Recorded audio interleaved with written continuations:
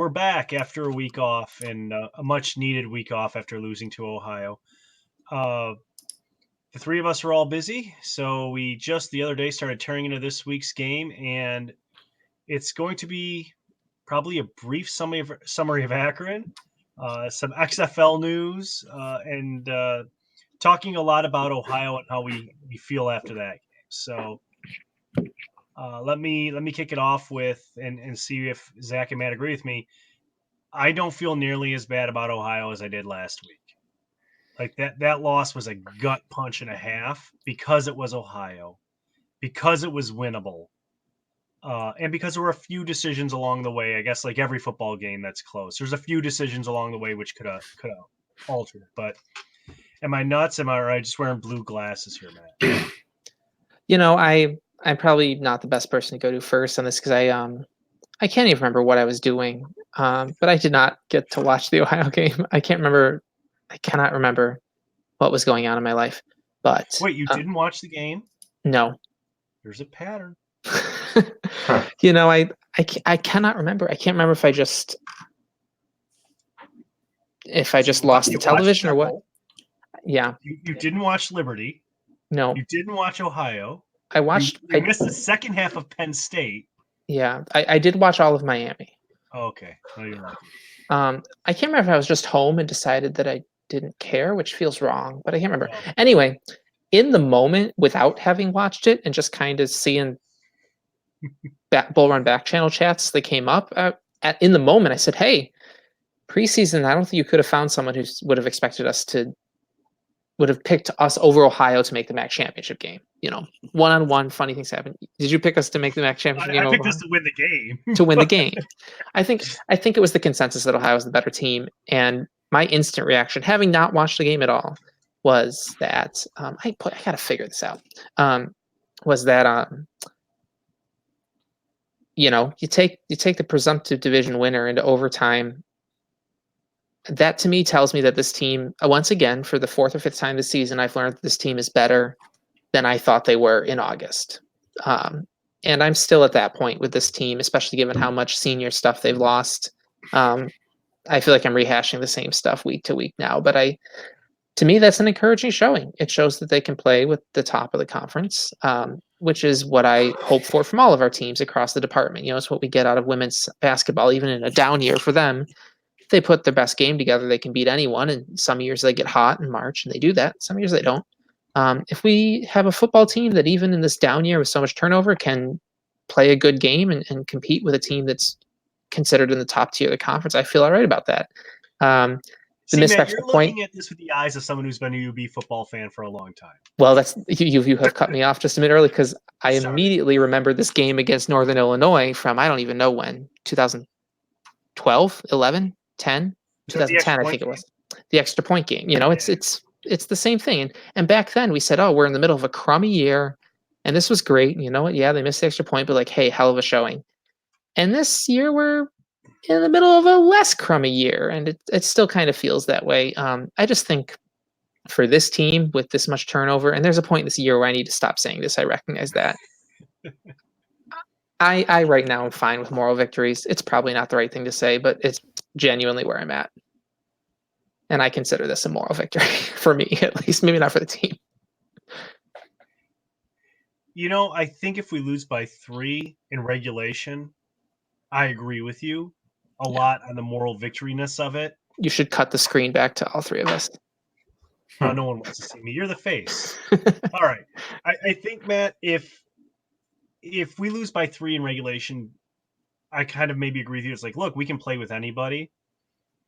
I think actually losing in overtime the way we did is a little worse because it exposed what we thought we had fixed, right? The kicking game, right? We thought, at least I thought that the kicking game was mostly fixed. And it exposed, I think, some of Leipold's inexperience as a Division I coach versus someone like Solich. Like, I think in that last series when we had the ball, Solich played him. Just flat, outright played Leipold. I think Leipold was in a perfect position after Solich called the timeout to go out there and go for it on 4th anyways. And if you have been lucky enough to mental bleach that out of your brain, I'll refresh you real quick. Buffalo had, I think it was a 4th and 1, and was trying to draw Ohio off sides. Leipold had arranged with the ref to take a timeout with like 1 second left on the play clock, and Ohio jumped offside with a quarter second left on the play clock. I don't blame Leipold for that. That was a smart play. He goes out there, he lines up for the field goal, which again at that point I still think is a 50-50 play. And then Solich ices our place kicker, burns one of his timeouts, and ices the kicker. And at that point, I think, okay, now you go for it if you're Leipold, because Ohio, I think at that point was down to 1 timeout left. So the worry of them having 40 seconds diminished significantly. And he's iced your kicker, who has already missed, I think, was it 1 or 2 field goals to that point in the game. I think it was 1 for 1 at that point. So, I mean, other than that, I think you're right. I think, we hung with Ohio, who is a good team. They have to be, I would think, the favorites to win the East after Miami fell this last week. We'll see how that shakes out. But Zach, what do you think? Is moral enough? Was this a moral win? I took it as a moral win. I think that's kind of been my stance on it since about 30 minutes after the game. I was pretty annoyed with it at the time, but honestly, thinking about it more, I feel like we did outplay Ohio in like most aspects of the game, and the kicking ended up costing us. But for one, I just think we played well enough in the other aspects of the game that I'm not going to take that for more than what it is. It's a small sample size with the kickers. I don't know that it means that our kickers are bad again, because they missed 3 kicks when they've generally looked good the other 5 games of the year. So, one, I don't really take it as an indictment on the kicking game. And 2, I think the fact that we were in the position to lose it based on kicking against the team that was the heavy Mackey's favorites is, I don't know. I don't want to say moral victory, because we're getting to the point now where we need to win 4 of 6, 4 of 6 to become bowl eligible. But I took it as a moral victory. And when it comes to Leipold, this is something that I have trouble with, because, I mean, given the fact that we were considered probably the less talented team, I think, clearly they did a good job game planning, and the fact that we were able to outplay them with less talent. But then you look at some of the macro stuff, like clock management and just like going for it on 4th down and stuff, and some of that seems kind of off. I don't know. It feels like you could give a kid that played Madden control of that stuff, and he would do a better job than Leipold. So I don't really know. I don't know what's up with that, but I think we're in okay position. I think I was looking at it the other night. The ESPN FPI has us around a 50% chance of bowl eligibility. I think there's some winnable games. I think we can get back on track against Akron, but I think this is our last game where we can say that this is a moral victory and still get anything out of this season. Last week I would have said Toledo could be a moral victory, but after they got just destroyed by Bowling Green, I think, and that's a home game for us in the middle of the week, I think UB needs to shoot high and assume that they should at least try, compete to win that game. I think that could be a play to win game. Stranger things happen on weeknights in November. True. But yeah, what I meant by like Matt and I are looking at this with older fan eyes is Matt and I remember 2007 going 5-7, sitting home and feeling like this was a fantastic season. Yeah, I remember at one point, we got 5 wins in the MAC. We were eligible for the division title going into the last game of the year, and Drew Willie got sacked. We tied. We tied for the MAC East. Sure, we would have gone to the MAC championship. If I remember right, we were winning the Miami game. It was the second to last game of the year, but Drew Willie got sacked on like what would have been a go-ahead drive, and I think he fumbled the ball. But point being, it might have been 4th down. Anyway, that was the end, and that was like in the moment. It was like, yeah, like all right, like way to go, like great season, guys. Like, and now we're saying, look, 5-7 would be a disappointment with this team. So, in one aspect, football grows slower than basketball. And I think it's hard to deny where football has come in the last 10 years. Jeff Quinn got us to 8 wins with Khalil Mack and Brandon Oliver, and he only got us to 8 wins. So everyone pointed at that like, look what Quinn did. No, you know what? With Khalil Mack, I could have probably coached that team to 6 wins. I mean, and that's schedule. But Yeah, I'm really glad we didn't do this last week because I would have been a lot harder on Leipold, who Zach is dead right, really game planned that game well. Ohio, again, what happened was the halftime adjustments, I think, is just where he has to continue to grow because Ohio came out running the ball a lot better in the second half than the first half. But they never really took the control of the game, I guess. I mean, right, Zach? You kind of Ohio got better, but they never. Yeah. It's not like what we've seen in the past where teams come out in the second half and they just blow us off. Yeah, I mean, I think they definitely outplayed us in the second half, but I wouldn't say that it felt like they were in control of it. I just felt like they were the better team, and we were hoping that we could still squeak it out, but that didn't end up happening.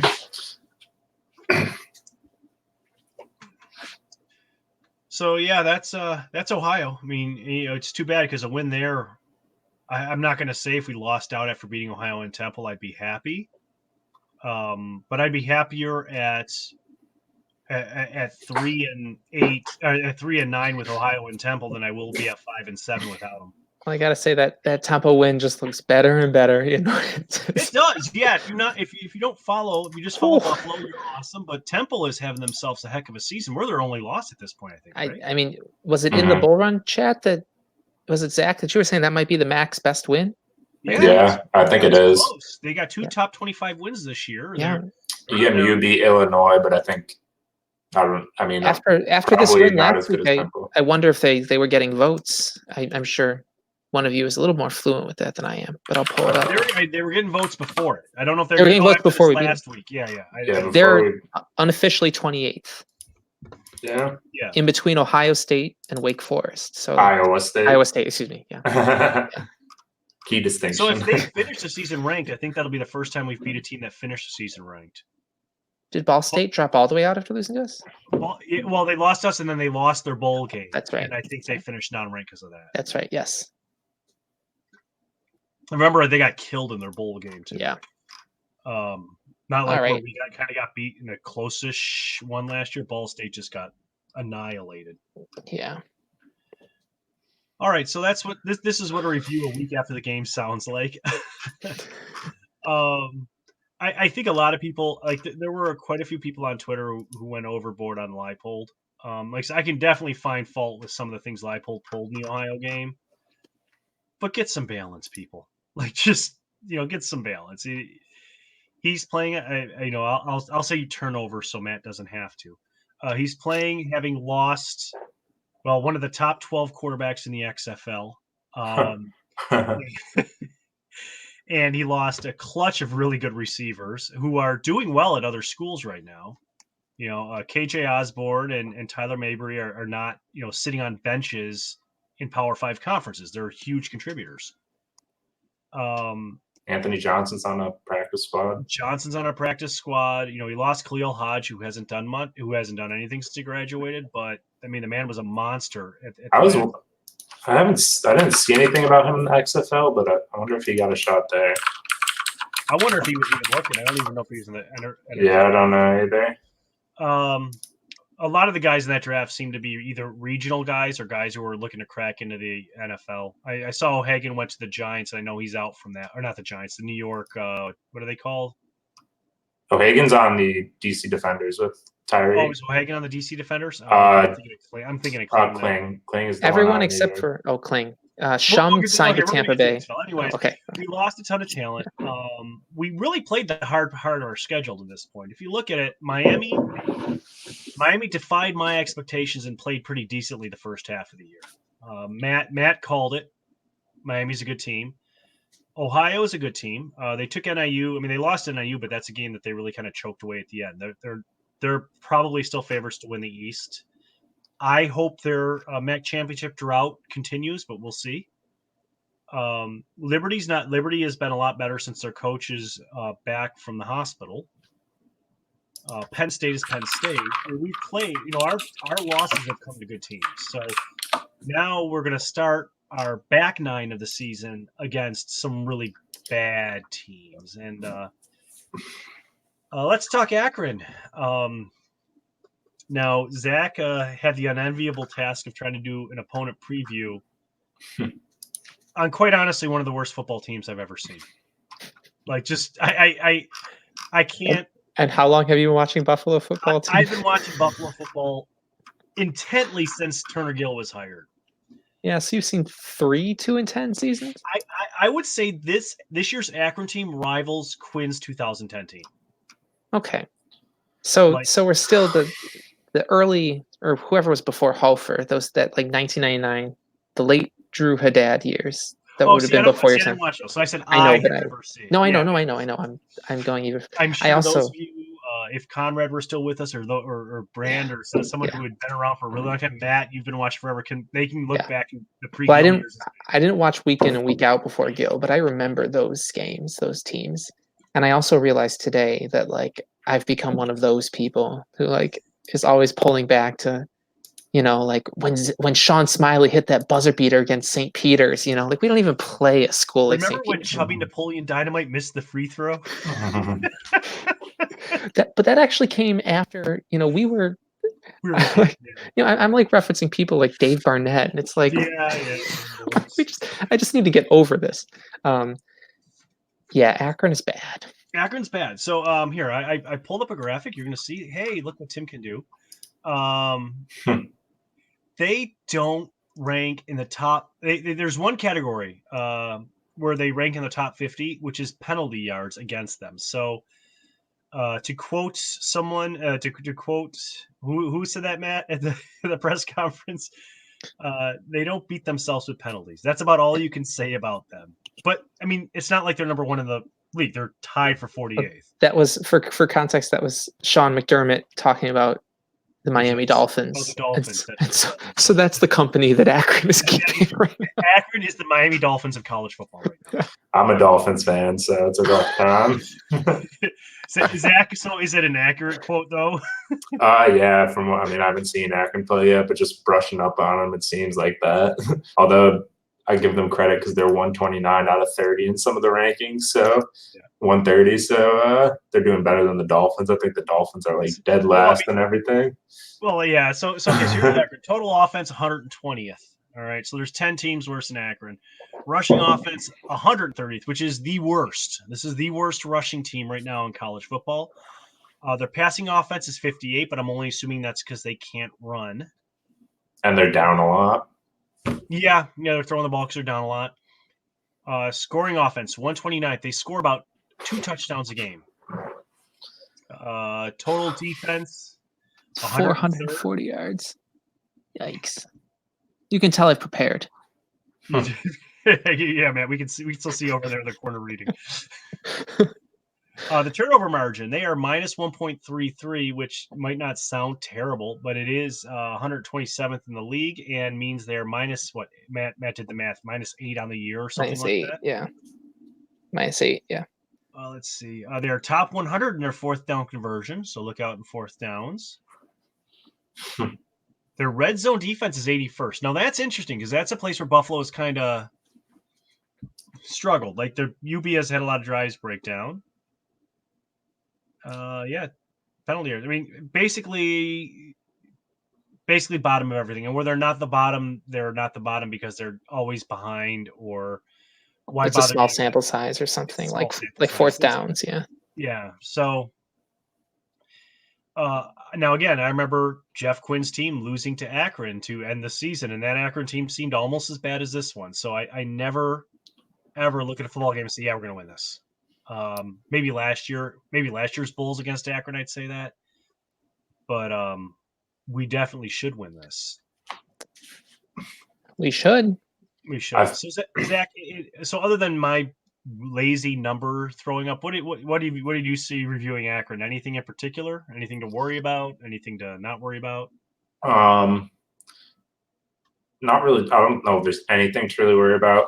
They bring back a couple of all-MAC players on defense, which is about the best that you can say about this team, just because even the defense as a whole isn't really performing. They're marginally better than their offense. But the thing that really stuck out to me was how bad they were running the ball. They're averaging 2 yards per carry, which is just like disgusting like that. Like you can like fall forwards when you're 6 feet tall and get 2 yards per carry. So that's like pretty tough, especially Cato Nelson, their QB, is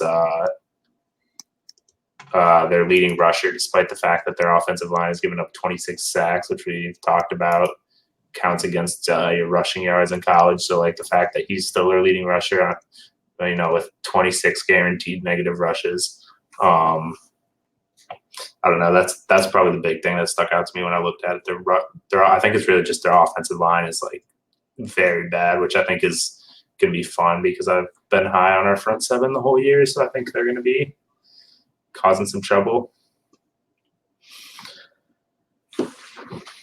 So RMA has a question on Bull Run. Would this be, if Buffalo were to drop this game, would this be the Bulls' worst loss in a decade? I'm going to say no. I'm going to say no. It would be number 2. Yep. The worst loss would be the season-ending loss to UMass that set us up at 5-7. Oh, rather than no. sending us to the bowl game. I would disagree. Okay. I will give you, I'm going to list 4 games, and I'm going to list them from 4 down to 1.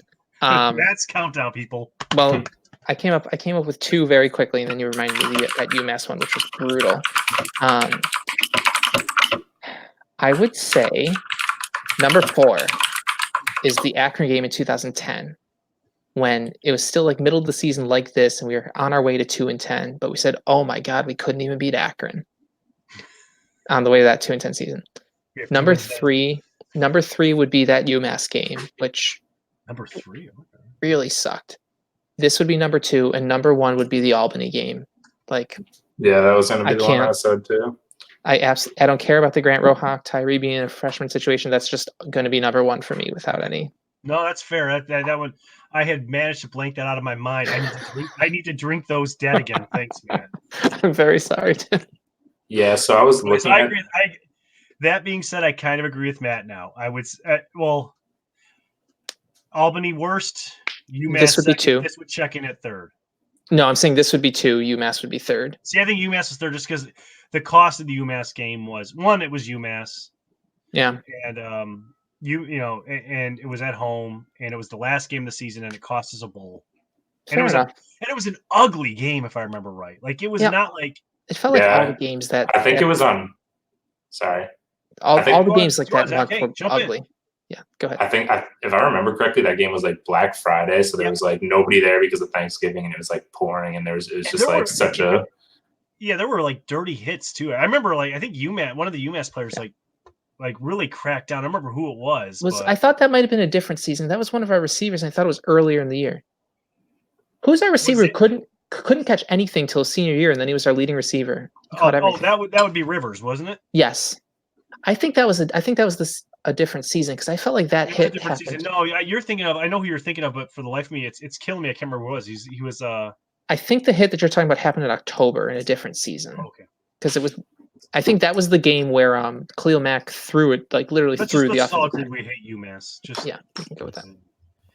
Speaking of UMass, and we're doing a great job of finding things to say about Akron.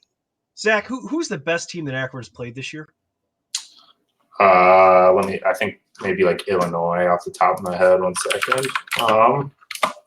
But they've had like a very bad strength schedule as well. Yeah, so like those stats that we were just quoting were not accumulated against a bunch of high payday games. Yeah, probably either Illinois or maybe Troy. I don't know how good Troy has been this year. Probably Illinois, I guess. And Illinois is not like a great team.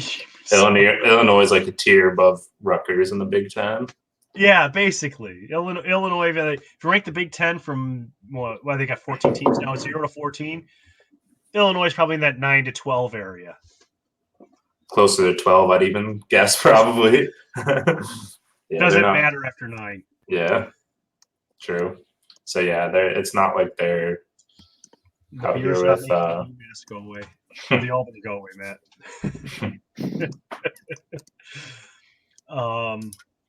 So yeah, those stats that really are crap have been ranked against a crap team. And the reason why I said, speaking of UMass, one of those teams was UMass, and what ESPN had dubbed the likely pillow fight of the century so far, when they were number 1 and 2 in the bottom 10. So I don't like to talk down other teams other than Ohio and Temple, only because I hate to talk them down and then lose to them. But UMass sucks. and Akron made them look like a great team. That was not even a close loss. It wasn't like us losing to Ohio where it's like, oh, that hurts. I mean, Akron looks silly. Yeah. So that's why I don't know. I agree with that's how I was kind of trying to decide how to write my opponent overview. I was like, I don't want to go too harsh on them because I'm prepared for somebody to like screenshot it and tweet it at us after. But I know you don't want to give the other team locker room material. Well, I'm reading through Akron's game notes to see what nice things they're saying about themselves. And they've pulled up the stat that they are number 3 in kickoff return defense. honestly, we could use that. And they have their linebacker is averaging 11 tackles a game. And then let's see what other nice things they're saying about themselves. The Akron-Kent State football rivalry was thriving as 22,619 fans stuffed InfoCision Stadium, Suma Field. What the hell is that? I mean, I know it's the Rubber Bowl, but like, no, no, I mean that's what teams do now. They know. They get naming rights for the stadium and for the field. Literally, they're like notes of like good things that happened in the game against Kent State, which they lost 26-3. Are true freshman cornerback made his first appearance in the starting lineup. Redshirt freshman Corey Smigel converted a 24-yard field goal. Akron's scoring drive was the longest so far this season. Michael Matheson's 100 kickoff return yards are the most since 156 by Van Edwards. Against they don't give the year. So jeez, Akron won the Akron won the division 2 years ago, 3 years ago? Yeah, 2 years ago, I think. I mean, they don't give a date on that, so that could have been from last season. Like, you know, yeah, it's bad when your game notes kind of bring up the highlights from last season. Ooh, their defense lost 8 starters as well from last year. They were pretty beat up, but I mean, as a whole, I'm just trying to find something to say. I mean, UB has Akron, Kent, Bowling Green, right? Those are 3 you gotta win games. Even if we don't go bowling, you gotta win those games just for the development of the program. Yeah, we can't be lower than 3rd in the division in this year. We just can't. CMU and EMU are the dangerous, ugly twins from Michigan. I don't know what to make of them. Central has looked decent, and the Eastern game is at Eastern. And say what you want about the Eagles, they're a well-coached team. Yeah. I mean, I think they're better than CMU this year, to be honest. They're no longer I think they're better than Central this year. They're no longer a doormat. They've consistently been. I think Central's ceiling is higher in a given season. Like they can play a better game. But what's impressed me about the Eagles the past few years is they are just really consistent. Like they play, they don't play stupid games. They don't make stupid mistakes. They're a well-coached team. And if it was at home, I would think we could beat them. But I'm worried about playing them on the road just because it's the road. And Buffalo has played terribly on the road this year. Yeah. I mean, we made Liberty look like Alabama, and Liberty's not an awful team, but they're not Alabama. So, yeah, we can beat Akron to death. Everyone else has. I was not expecting to hear the word death.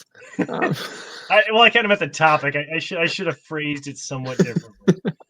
It's the most common word I think of when I think of Akron.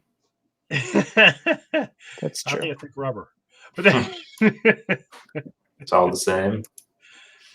But yeah, I kind of feel bad for the Zips. I hate Akron basketball.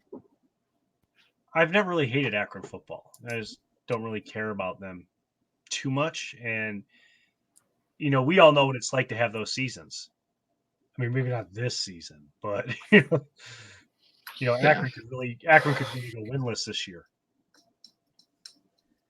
Yeah, it's been a long time since we've had one of those years. Hoffer? I would argue even Quinn didn't have those really. No, Quinn. I meant a winless year. Yeah.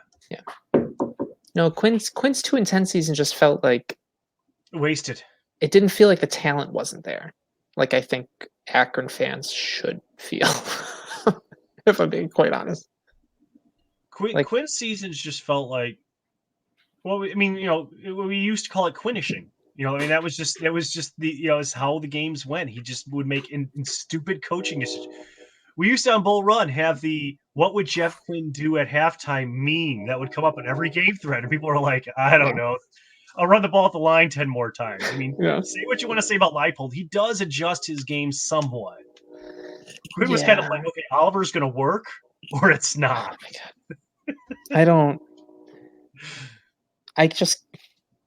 I love Brandon Oliver. He's probably like one of my 4 favorite football Bulls that I've ever watched play for UB. As far as I'm concerned, one of the lasting legacies of Jeff Quinn in my mind will be how he refused to play Nduka in Oliver's freshman season. And like Oliver getting those reps helped him turn him into what he became.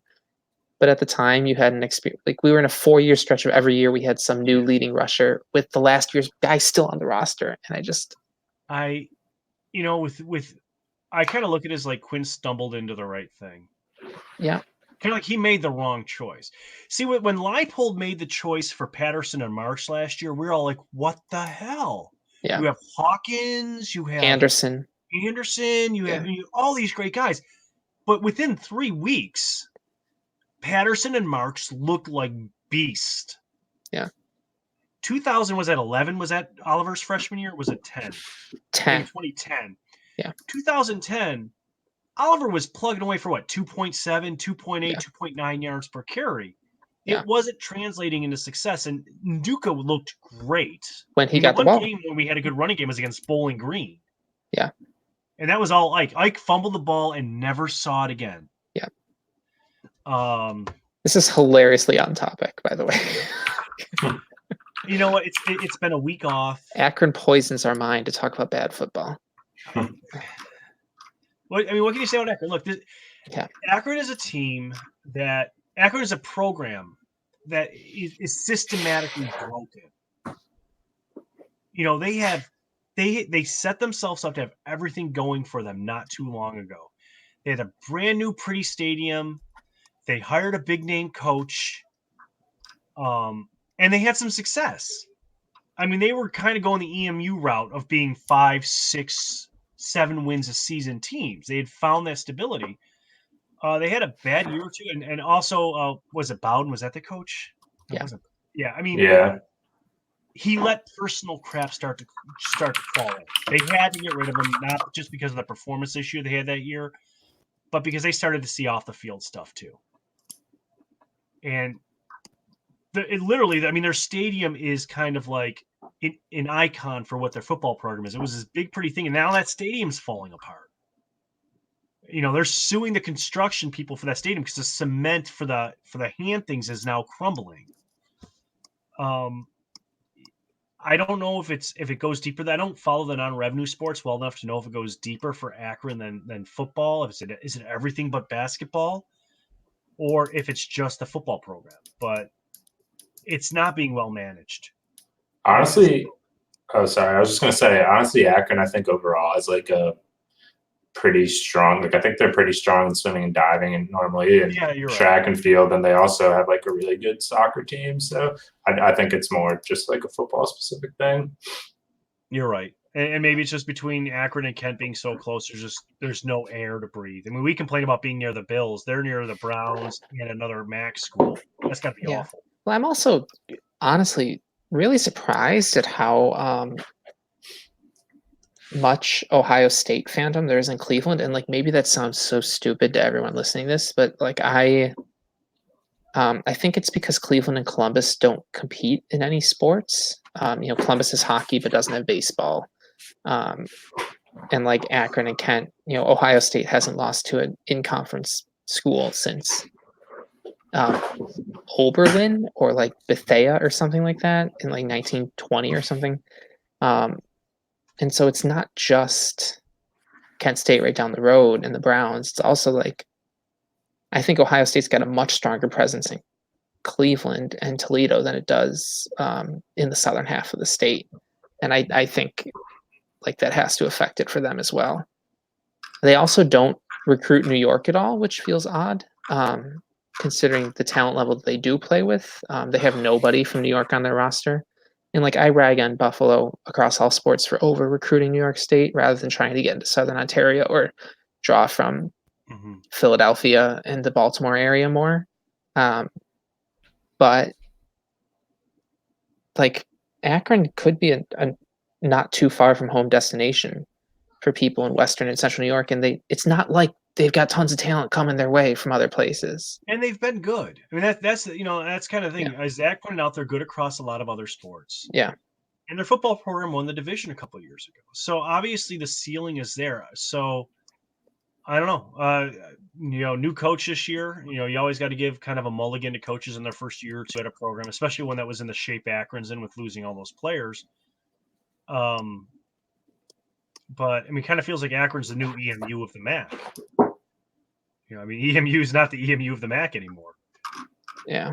They got 22,000 in there for the Kent game or whatever. I'll believe it when I see pictures.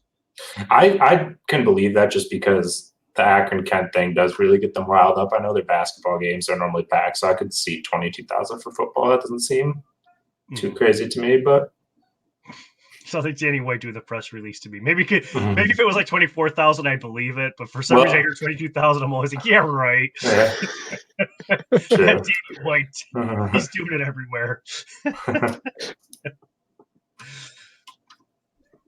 So to sum up Akron, suffering, bad football. And that scene from Blazing Saddles when everyone farts for 35 seconds straight. If Buffalo loses this game, it's not a fireable offense for the offense, but it should definitely, if it's followed by the season completely collapsing, seats should be warm next year.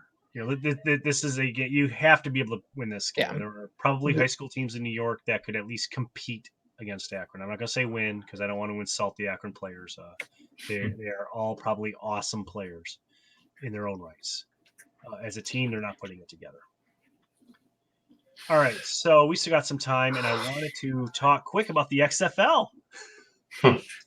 There are now 4 bowls in the league. 5 at 6. Oh, did someone else get drafted? I'm trying to. There's Shum went to Tampa. Shum went to Tampa, and then Kling is on New York, and there's 4 on the Defenders now because Christian Sokolai ended up there.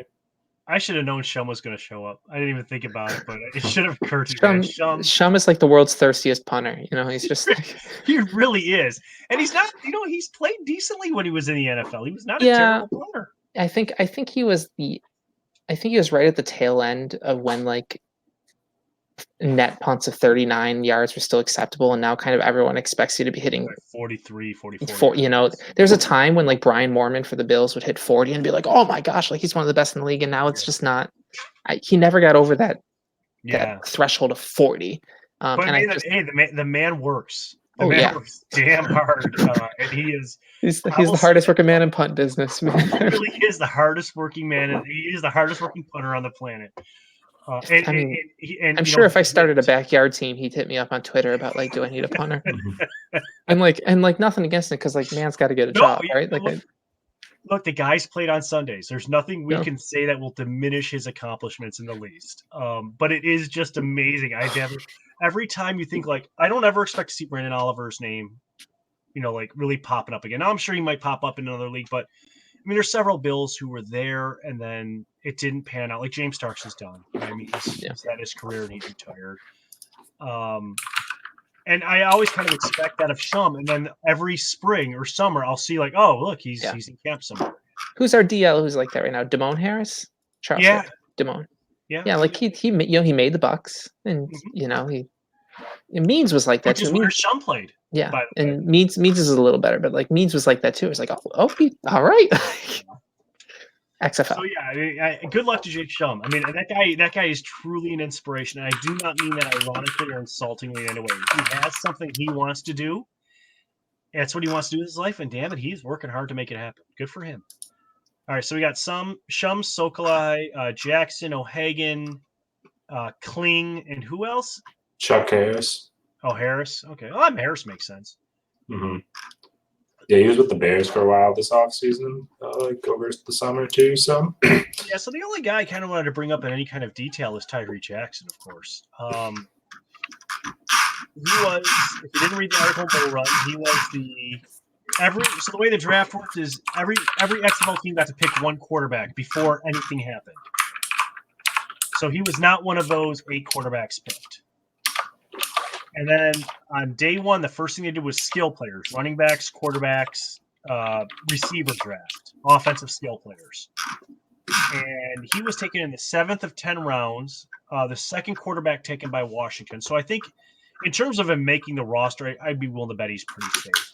I think most teams are going to keep 2 quarterbacks. The conversation popped up various places saying the man should have stayed at UB for another year. And hindsight's 2020.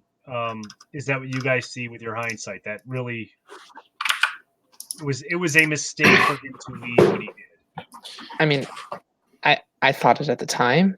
I thought it even mid-season last year. You could see the impatience. I also remember, frankly, it was the last of Brad Ryder's podcast that I listened to, but Brad Ryder, yelling into a podcast about how like Tyree is going to be the best quarterback in this class, and like everyone who's is just ignoring him and being mean because he's from a small school, and it just reeked of Kool-Aid so much that it's just like I can't believe you're saying this with a straight face. Tyree was a great college quarterback in Buffalo, and I think because it really at that level the physicality alone is enough to carry you. I think it was apparent before the season was over that his decision-making and his accuracy and his consistency weren't there. If he had transferred up to a bigger school to go with a coach who, had a track record of getting quarterbacks in the NFL, or even just to up his his market presence. Kind of like KJ. Yeah. If he had pulled an Osborne, I would have been like, I don't love this. You would not have considered him a bowl. Well, I like the guys who graduate with us, but I also get it. I didn't mean that in an insulting way. I meant kind of like that. Like, you kind of consider guys who follow through the program. Those are the ones you follow and care about. The guys who leave, I'm glad you were here. Have a nice life. Yeah. I mean, and I don't want to turn this conversation to like what would have been most pleasing for me. I think it was apparent before the season was over last year that what was best for Tyree was to play another year at college, whether it was at UB or somewhere else. Mm-hmm. Yeah, I think obviously, Zach, you watched. I cut Zach off to make that point, so I want to make sure he's. I'm doing my best, guys. Doing my best. Sorry, Tim. No. I'm sorry. Zach, you watched him in the preseason. So, what do you think? Will time in another league let him develop and get back into the NFL, or is it just not meant to be for Tyree? I don't want to say that it won't happen just because there's been stories of like Kurt Warner and I think like Doug Flutie, right? They came up from other like. Yeah, Warner came from Warner came from the Arena Football League. I completely forgot that. Mm-hmm. So, I don't want to say it can't happen, but I don't even know. He got his degree at UB, so maybe he would have gotten his master's, but it would have been obviously good for UB fans to see him come back. But it's just like if an NFL team didn't think he was worth stashing on a practice squad, like to have him work on being a quarterback as his job for a year, it's like hard to imagine that Lance Leipold would have done it in like X amount of hours per week while he's also studying for his master's degree. I don't know if it was in the cards for him, which if that's the case, he's already got his degree. 2 new leagues are starting up this year. Maybe it was the right thing for him to go and make money in football while he can. Mm-hmm. I don't know. Like, college probably couldn't have hurt, but I think it was $70,000 was his signing bonus for the Bills. 75, yeah, something like that. And then I think I saw. There you go. And then I think I saw. Yeah, average pay for this is going to be like $55,000, I think, or something. Whatever. It is what it is. I don't know. Yeah, we talk about Shum making it happen. Maybe that's Tyree's future as well. Yeah, and that's the thing. It's hard for me to say, also just based off of like the murky future of the XFL as a whole. Like the AFL just started and then collapsed mid-season, so that could be. I don't know what their financial situation is like, but who knows if this ends up being like a long-term league where he can actually develop, and then maybe they say, you could be a serviceable backup for somebody in the NFL. Maybe that's the case. But if it's a 1 or 2 year thing and then it folds, I don't know that he'll be ready to have anybody calling him up for that opportunity. But I don't know. I think it's I don't think it really matters, to be honest. It would have been fun for UB fans for him to come back, but I don't know if that changes his future in professional football. Well, I think we'd be staring at a bowl this year, but I mean, Yeah. I really had hoped he had stuck with the Bills in some capacity. I think that would have been neat. I think that would have been as neat for the Buffalo program as anything else if he had been able to be successful. But Matt, you're right. You're right. You called it last year, and I think a lot of people saw it, especially at the later parts of the year once you played the better teams. Basically, it was go out there and chuck the ball and let Anthony Johnson do his thing, and that's not going to work against an NFL defense. And the question remains to be seen: will it work? It didn't work against the Northern Illinois defense. It didn't work against. Well, it did. It did for 33 minutes. Yeah, about two and a half quarters it worked. All right, so gosh, this has been one of the more depressing bull runs, and I thought I was over Ohio, but I think it's just poisonous. We need a win, guys. Help us out here. Sure. Oh gosh, what will this be like if we lose? I'm not even going to entertain that thought until the clock hits here. I'm too scared of the possibility. We'd be down like 4 touchdowns, and Zach's like, nope, we're going to win this.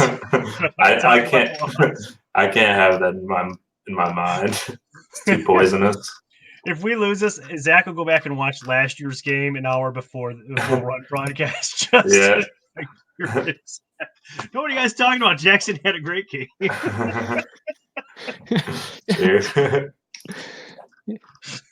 All right, Johnson ran for 284 yards. I don't know. I'll write my recap. Well, I guess Kevin's supposed to be writing the recap this week, but next recap, I'll just start doing them all for 2018 or something. We'll play the greatest hits. I did the record watch this week before I really took a deep look into Akron, and I'm realizing that I at one point put like, okay, if so and so gets a 100-yard game, it'll be this. I think it actually both Marks and Patterson could pull off 100-yard games this week. Honestly, I mean, it depends on how Leipold uses them, but I'm looking at Akron's defense, and I mean, gosh, what did UMass stack up against them? I just want to check that real quick because that's kind of my benchmark for how bad are you is what did UMass do to you? What did UMass do to you? Show us on the doll. Is this where UMass touched you?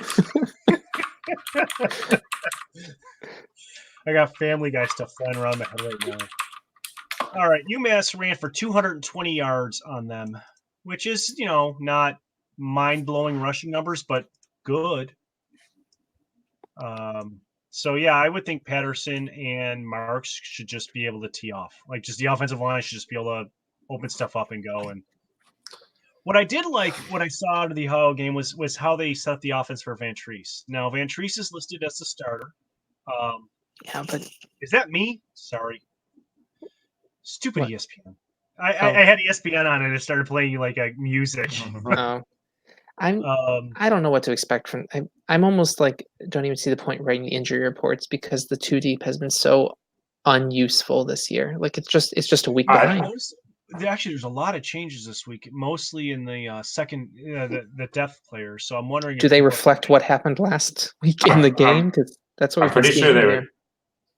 I'm pretty sure. I think I remember hearing this like earlier in the season that the NCAA basically changed it so they didn't have to provide any like standardized injury reports. So I think we're literally just handing out the depth chart from the previous week because there's no responsibility to actually update those things. And I guess why would you if you think that gives you an advantage? But yeah, so here we can actually make Akron interesting for a second and Ohio and talk about the one thing I wanted to mention that I would have talked about last week, but it's been a week and things slipped my mind. I'm getting old. Van Treese looked really good. Aside from the fumble on the run, I think the coaches drew up a really good game plan to accommodate him. And I'm hoping that if Myers is back, they don't dump that game plan because I think it would help Myers as well. There were not a lot of deep chucks down the field. There was 1 or 2, which is what you want, but I think maybe to start, I just wanted to ask. I thought it was something that we would talk about. I just forgot about it, and now I'm thinking about it. Would you guys rather see Van Treese or Myers if they're both healthy for this week? If Myers is 100%, I want Myers. If Myers is anything but 100%, I'm fine with Van Treese. I think that's where I'm at. I think it's literally if it's anything but 100%, I'm fine with either. Like that's where I'm at. Like if Myers is at the top of his game, I'd like to see him, but I'm not going to sit here saying, "Oh shucks." Here, Like missed out. I'll put on my Lance Leipold hat here and pretend I'm the coach.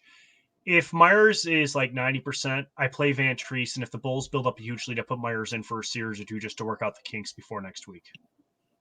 I mean, like get some snaps under center for him. But I've not been overly impressed with Leipold's use of late game substitutions to warm people up for future weeks. It doesn't seem to be his thing. Yeah, I mean, to step away from the hypotheticals for just a minute, I do want to say that my takeaway from last week is just that, yep, like we saw why we waited so late into the summer to hear who was the starter, and that's not. Van Treese looked good. It doesn't concern me because once Myers was named the starter, it was decisive. It wasn't we're gonna split series in the game against the FCS team. It wasn't like Myers got a quick hook against Penn State. Like, Myers been given the chance, so it is what it is. Yes, we see you, Trinity. The world sees you. Now they don't. Okay. So yeah, I agree with you, Matt. When it felt like a gimmick, the way that it was kind of stretched out towards the end of the summer with the decision between Myers and Van Treese and Johnson. But having seen Van Treese in action, I think he looked like he could have easily have just done the job. I think Myers might have one or two more tools in his toolbox that Leipold likes as a development project. But I don't think there's a huge gap between them. Zach, what do you think? I mean, you brought up the question. Who do you want? I think in terms of building the program, like I'd like to see Myers, but I also think right now I'd like to get to a bowl this year. I think that's still an attainable goal, and I think Van Treese is. I mean, I think it does have to do with the game plan that made him look better too. But on the other hand, if you don't count Lefebvre's 3 drops, he had like 85% completion percentage, and I just don't see how Myers does that. Like I don't see him completing 90% of passes. Maybe Myers does that throwing short passes like Van Treese did. Well, that's what I'm saying. I don't know how much of it was game plan, but I just don't know. I mean, if Van Treese is already doing that, then I don't know what we need Myers for. And I thought my big difference to me was, the ability on the ground. And I do think Myers is a little bit more mobile, but Van Treese also had a couple nice runs. He had the touchdown run in overtime. I think he showed enough mobility, and I think he looked a lot less. I don't know. There wasn't any moment in the pocket where I thought he was about to do something stupid because he didn't know what to do. Like Myers had those moments where he's like, you can see the moment that he spots somebody that broke free from the offensive line, and he just is about to I don't know. I feel better about Van Treese. It's like we already have the running game. We just need to be able to threaten the pass and on like 3rd and 7 convert. And I think Van Treese does that. And if Myers can do that too, great. But like Van Treese just showed he can do it at like an 85% clip. So I don't really know. I don't want to play the game where we're flipping back and forth. And I think right now Van Treese can get us to a bowl game. But here's a nugget for you. You talk about development going forward. Van Treese is really only a sophomore. Yeah, I just think Myers has the higher ceiling as in terms of his frame and his athleticism.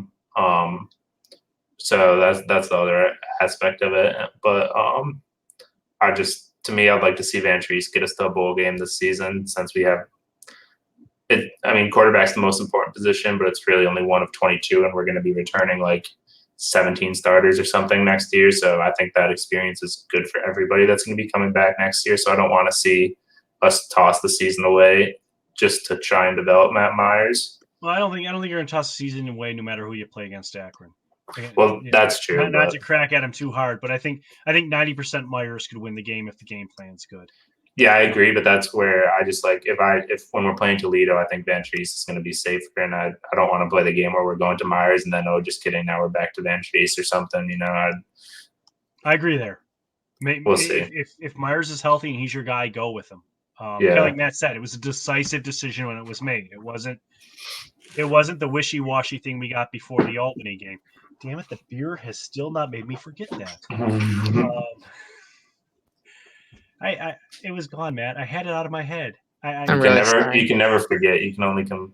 Well, I'm sitting here feeling like other than that, I had a pretty good show, but reminding you of the Albany game is kind of. That's Matt's not so subtle way to point to the clock for me. Oh no! That's not what I meant at all. I know. I'm never prepared. Some days I just still manage to say things that sound good. Some days I don't. Wait, come on, Matt. I don't pay you to sit here and just guess stuff. Oh, that's right. I don't pay you, so you can just sit here and guess stuff.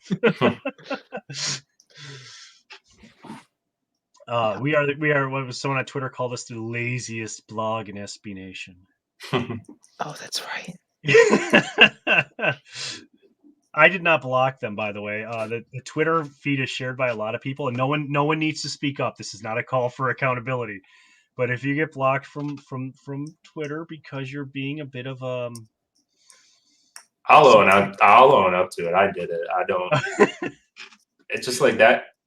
I won't name the person, but that person has never brought anything but like negativity into the comments, directed at both like there's a few the football staff. I was fine. I mean, like I was like, okay, this is annoying when he was just saying to fire Leipold and stuff. But I was like, it wasn't directed at us, and then he started directing his anger at us. I was like, okay, well, if you don't like it, you don't need to see it. So. I resisted for many years because I'm naturally somewhat libertarian at heart. For many years, I resisted blocking people on Twitter.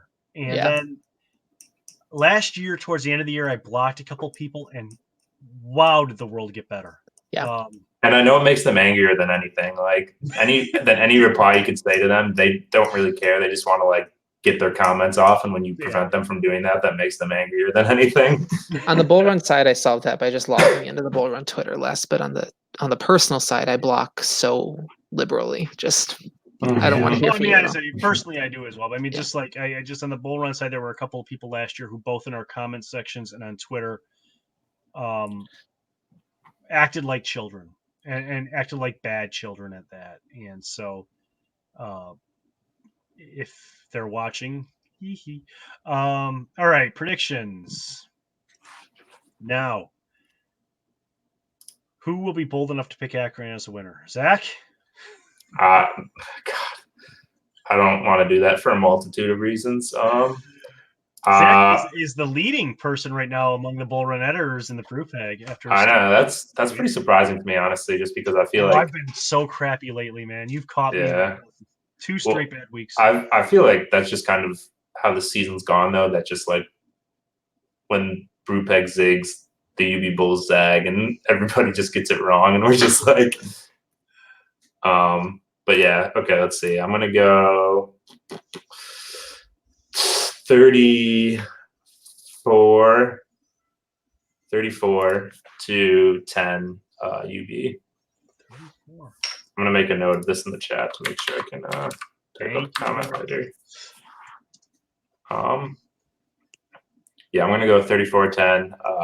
I'm going back to my ambiguous UB scores where it could be 2 field goals or a mixed extra point. I feel like that builds in a little bit of good day, bad day, kicking day protection for me. It's never worked for me. I hope it works for you. We'll see. It makes me feel better. And then I'll give Akron 10 just because I never like picking too low just because, you know, Akron's not good, but they do have a bunch of people that get to go to school to play football. If they score 7, you get a point. If they score 13, you get a point. So that's what I'll go with.